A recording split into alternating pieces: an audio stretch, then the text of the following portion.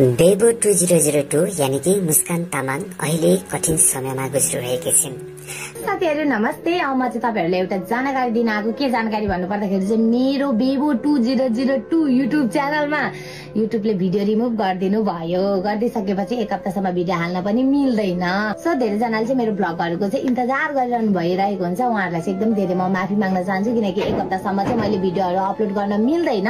So त्यतिन्जेलको लागि चाहिँ हजुरहरुले यो च्यानलमा यो चाहिँ बेबो अफिसियल यो चाहिँ मेरो बुढाले चलाउनु हुने च्यानलमा चाहिँ हजुरहरुले भिडियोहरु हेर्दै गर्न सक्नुहुन्छ। सो एक हप्ता भित्रमा चाहिँ मलाई चटक्क माया नमार्दिनु होला साथीहरु। एक हप्तापछि म फेरि ब्याक हुन्छु। ब्याक टु ब्याक म भ्लग पोस्ट गर्छु मेरो च्यानलमा। अहिलेलाई चाहिँ मेरो बुढाकोमै भिडियो हेर्दै गर्न होला है त। लास्ट साथीहरु नमस्ते। हालै उनको युट्युब च्यानल एक हप्ताका लागि सस्पेन्ड गरिएको छ, जसले उनको चुनौतीहरू अझ बढाएको छ। यसअघि पनि उनको च्यानल कसैबाट स्ट्राइकको सामना गरिसकेको थियो र अहिले फेरि पनि च्यानल सस्पेन्ड भएको छ।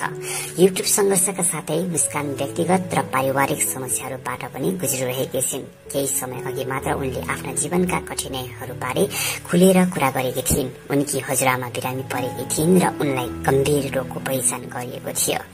एकपछि अर्को गरी आएका यी समस्या अहिले उनको व्यक्तिगत जीवनमा ठूलो प्रभाव पारिरहेको छ। तर यी सबै कठिनाइहरू पार गर्दै उनी अझ मजबुत भएर फर्किनेछिन् भन्ने हाम्रो आशा छ।